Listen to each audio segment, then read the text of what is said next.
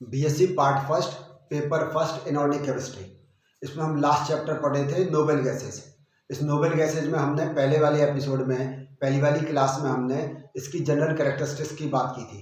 हमने कहा था कि ये पीरियोडिक टेबल में सबसे राइट साइड में है, 18वां ग्रुप कहलाता है। Helium, neon, argon, krypton, xenon, radon.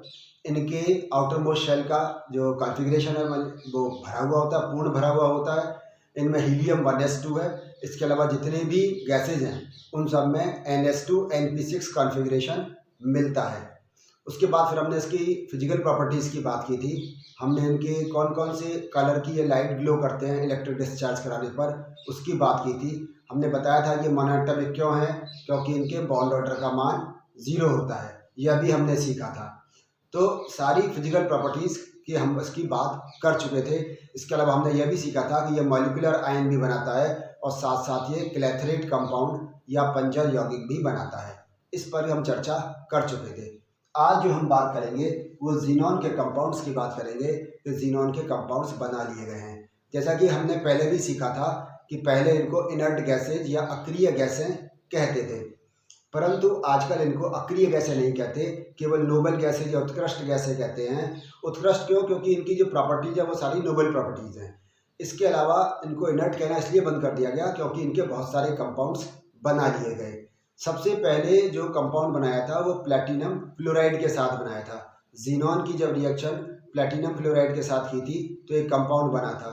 वो बना एक्सीडेंटली था, वो वास्तव में वो बनाना नहीं चाह रहे थे पर एक्सीडेंटली बन गया था। उसके बाद फिर ये मन में आया, ये समझ में आया, नील बर्थलोट ने बनाया था। तो फिर यह है कि इस तरह का मतलब कोई कंपाउंड जीनॉन के भी बनाए जा सकते हैं, या नोबल गैसेज जिनको अब तक इनर्ट गैस मान रहे थे उनके भी कंपाउंड्स बनाए जा सकते हैं। तो ये जो जीनॉन है ये जो मोस्ट इलेक्ट्रोनेगेटिव एलिमेंट जैसे फ्लोरीन और ऑक्सीजन उनके साथ अपनी एफिनिटी शो करता है। जीनॉन किसके साथ? ऑक्सीजन और फ्लोरीन, ये मोस्ट इलेक्ट्रोनेगेटिव एलिमेंट्स हैं। इनके साथ ये अपनी एफिनिटी शो करता है और बहुत सारे कंपाउंड्स बनाता है। तो हम सबसे पहले जो बात करेंगे वो जीनॉन के फ्लोराइड्स की बात करेंगे कि जीनॉन के फ्लोराइड कौन कौन से हैं।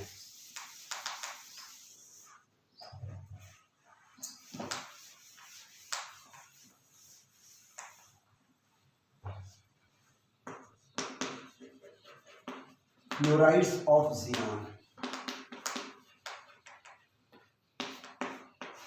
जीनॉन के फ्लोराइड्स की बात करें हम तो जीनॉन 3 तरह के फ्लोराइड बनाता है।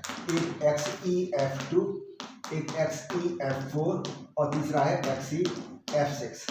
यानी कि जीनॉन डाइफ्लोराइड, जीनॉन टेट्राफ्लोराइड और जीनॉन हेक्साफ्लोराइड। ये फ्लोरीन के अलग अलग मॉलिक्यूल्स के साथ में, नंबर ऑफ मॉलिक्यूल्स अलग अलग होते हैं, उनके साथ रिएक्शन कराने पर ही क्या बनाते हैं, ये जीनॉन के कंपाउंड्स या जीनॉन के फ्लोराइड्स बना लेते हैं। एक और बात मुझे मैं आपसे कहूँ कि जीनॉन के कंपाउंड्स बनाते समय विशेष ध्यान रखा जाता है कि वो जब वहाँ पर ट्रेसर ऑफ मॉइस्चर भी प्रेजेंट ना हो, नमी की बहुत थोड़ी सी मात्रा में उपस्थित ना हो। तो यदि नमी उपस्थित होगी तो वो उससे रिएक्शन वाटर के साथ ये रिएक्शन कर लेते हैं जीनॉन के फ्लोराइड्स। इसलिए मॉइस्चर नहीं होना चाहिए, नंबर 1। नंबर 2, एक और बात याद रखें, कंपटीशन एग्जाम में भी काम आता है कि जीनॉन को और जीनॉन के कंपाउंड्स को, इन जीनॉन के कंपाउंड्स को हम निकेल के बने हुए पात्र में रखते हैं। कंटेनर किसका होना चाहिए? निकेल का बना होता है और लंबे समय तक रख सकते हैं क्योंकि निकेल के साथ में ये कोई रिएक्शन नहीं करते हैं। तो इनके निकेल के पात्रों में इनको भरकर रखा जाता है और रिएक्शन भी जो कराई जाती है वो निकेल के पात्र में ही कराई जाती है। तो जीनॉन की रिएक्शन किसके साथ कराएं? फ्लोरीन के साथ कराएं, निकेल की ट्यूब में इलेक्ट्रिक डिस्चार्ज कराएं और टेम्परेचर रखें 400 डिग्री सेल्सियस। तो क्या बन जाएगा? ये XeF2 या निकेल डाइफ्लोराइड बन जाता है।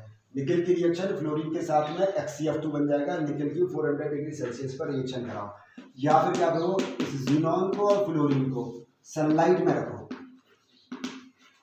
सूर्य के प्रकाश की उपस्थिति में, तब भी जीनॉन डाइफ्लोराइड बन जाता है। और उसमें जीनॉन का और जो फ्लोरीन का जो रेशियो लेते हैं वो क्या लेते हैं? 1:2 रेशियो लेते हैं, 1:2 में। 1:2 में ये रिएक्शन कराते हैं तो हमें जीनॉन डाइफ्लोराइड बन जाता है। ये जो कंपाउंड्स बनते हैं, बनते तो सॉलिड हैं लेकिन ये हाईली सबलाइम प्रॉपर्टी रखते हैं, यानी कि शीघ्र ही ऊर्ध्वपातित हो जाते हैं और गैस में कन्वर्ट हो जाते हैं। बनते हैं सॉलिड बनते हैं लेकिन थोड़ी सी ही देर में यदि टेम्परेचर को कंट्रोल नहीं रखा जाए तो ये क्या हो जाते हैं? ये ऊर्ध्वपातित हो जाते हैं, ये सबलाइम हो जाते हैं या ये गैसेज में कन्वर्ट हो जाते हैं। अब इनकी देखें इनकी रिएक्शंस। ज़ीनॉन डाइफ्लोराइड की रिएक्शन। ये जो ज़ीनॉन डाइफ्लोराइड है, यदि इसकी रिएक्शन हम क्लोरीन के साथ और कराते हैं तो ये किस में कन्वर्ट हो जाता है, ज़ीनॉन टेट्राफ्लोराइड में कन्वर्ट हो जाता है। ज़ीनॉन की रिएक्शन क्लोरीन के साथ कराओ, ज़ीनॉन टेट्राफ्लोराइड में कन्वर्ट हो जाएगा। ज़ीनॉन डाइफ्लोराइड की रिएक्शन हाइड्रोजन के साथ कराओ तो ज़ीनॉन और क्या बन जाएगा, HF बन जाता है, हाइड्रोजन फ्लोराइड। हाइड्रोजन के साथ रिएक्शन कराएं इसका तो इसका किस में कन्वर्ट हो जाएगा, ज़ीनॉन में इसका रिडक्शन हो जाएगा, ये इसमें रिड्यूस हो गया और हाइड्रोजन हाइड्रोजन फ्लोराइड में कन्वर्ट हो जाता है। तो ज़ीनॉन की रिएक्शन हाइड्रोजन के साथ होती है और ये क्या बनाते हैं, ये ज़ीनॉन और हाइड्रोजन फ्लोराइड बनाते हैं। ये जो ज़ीनॉन के कंपाउंड्स है या HCF2, ये फ्लोरीनेटिंग एजेंट का भी काम करते हैं। ये बहुत अच्छा फ्लोरीनी कारक है।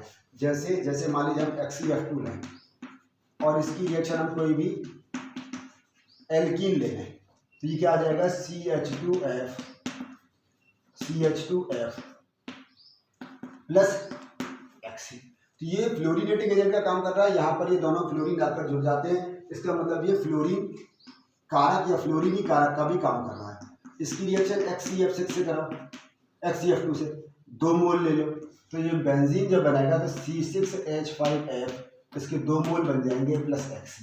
इसका मतलब क्या हुआ कि ये ज़ीनॉन कैसा काम कर रहा है, ये फ्लोरीनेटिंग एजेंट का काम कर रहा है। यहाँ पर ये एडिशन रिएक्शन दिखाएगा, फ्लोरीन इस डबल बॉन्ड पर आकर जुड़ जाएगा और साथ में Xe बचेगा। इसी प्रकार से यहाँ भी ये ज़ीनॉन डाइफ्लोराइड बेंजीन के साथ रिएक्शन करेगा तो सब्स्टिट्यूशन रिएक्शन हो रही है, साथ में यहाँ पर एक H आ जाएगा और यहाँ पर Xe और साथ में क्या जाएगा, ये HF भी इसमें बनता है, इसमें HF बनेगा। तो इस प्रकार से ये क्या करेगा, ये फ्लोरीनेटिंग एजेंट का काम करता है या फ्लोरीनी कारक के रूप में भी काम करता है।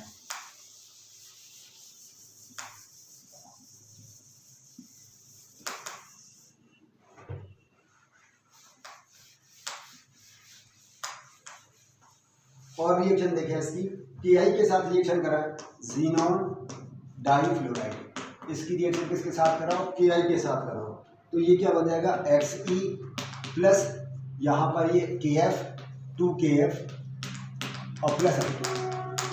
यानी क्या हुआ कि इसमें आयोडीन, जो आयोडाइड आयन थे उसको आयोडीन में ऑक्सीडाइज कर दिया। ये आयोडाइड आयन यहाँ पर I माइनस थे, यहाँ I 0 है तो ये क्या हुआ, इसमें ऑक्सीडाइज हो गया और ज़ीनॉन खुद रिड्यूस हो जाता है। तो किसका क्या होगा, इस Ki में आयोडाइड आयन का यहाँ I2 में ऑक्सीडेशन, ये I2 में ऑक्सीडेशन हो जाएगा आयोडाइड आयनों का। इसी प्रकार से ये अमोनिया का नाइट्रोजन में कर देता है, HEF2 और इसकी रिएक्शन अमोनिया के साथ कराएं NH3 के साथ में तो ये क्या हो जाएगा, Xe plus NH4F plus nitrogen. तो ये ज़ीनॉन डाइफ्लोराइड अमोनिया का भी नाइट्रोजन में रिडक्शन कर देता है। इसी प्रकार से जल्द से रिएक्शन HCF2 और H2O के साथ रिएक्शन कराएं तो ये Xe plus HF plus O2, तो नाइट्रोजन का, अमोनिया का नाइट्रोजन में और जल का ऑक्सीजन में यह ऑक्सीडेशन कर देता है। तो इस प्रकार से ज़ीनॉन के जो कंपाउंड्स हैं खुद तो रिड्यूस हो जाते हैं और दूसरे का ऑक्सीडेशन कर देते हैं। ये सीरियम 3+ को भी सीरियम 4+ में ऑक्सीडाइज कर देगा। ऐसी बहुत सी रिएक्शन है जिसमें कि ये ऑक्सीडाइजिंग एजेंट का काम करेगा, तो खुद का तो रिडक्शन हो जाता है, दूसरे का ये ऑक्सीडेशन कर देता है। तो इस प्रकार से ज़ीनॉन के जो फ्लोराइड्स हैं वो हाईली रिएक्टिव हैं, ये बहुत सारे कंपाउंड्स बनाते हैं। आज की क्लास में इतना ही पढ़ते हैं हम।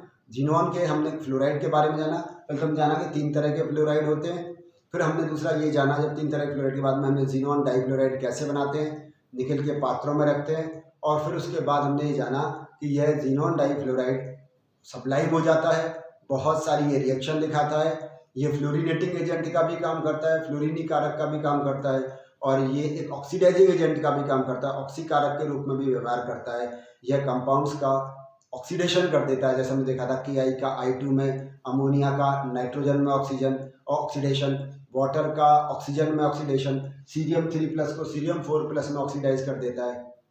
इसकी और प्रॉपर्टीज और स्ट्रक्चर के बारे में हम नेक्स्ट क्लास में पढ़ेंगे। आप इसको पढ़ते रहें, समझते रहें, और कोई प्रॉब्लम आए तो आप हमसे कांटेक्ट कर सकते हैं। प्रत्येक क्लास में तो आप आ ही रहे हैं।